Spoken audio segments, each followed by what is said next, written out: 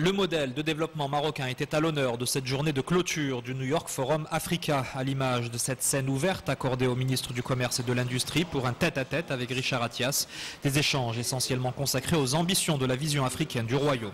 Le Maroc est bien placé pour le savoir, il a créé une formidable industrie aéronautique et il y a eu des vagues de formation pour pouvoir avoir des Marocains et des Marocaines aujourd'hui, plusieurs centaines, qui travaillent dans ces usines de pièces extrêmement sophistiquées, que ce soit pour l'usine Bombardier ou pour d'autres. Et c'est ça le grand défi que toute l'Afrique subsaharienne doit relever très vite.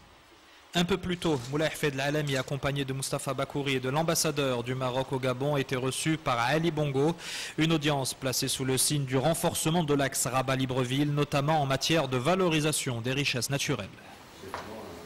La coopération sud-sud de façon générale peut faire de l'énergie et des énergies renouvelables un véritable levier de coopération.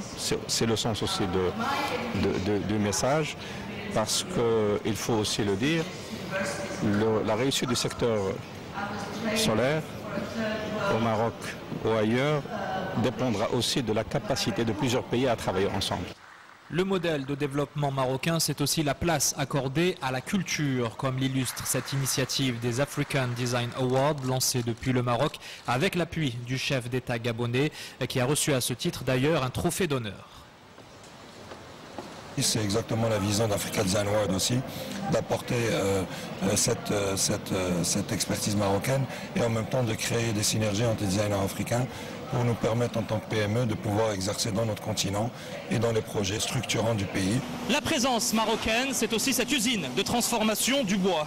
Opérationnelle depuis 2000, elle emploie 140 Gabonais sur un total de 150 salariés. Et régulièrement, pour ses travaux de maintenance et d'aménagement, elle fait appel à des entreprises du royaume, histoire de les inciter à investir dans le pays. C'est aussi ça, le modèle marocain.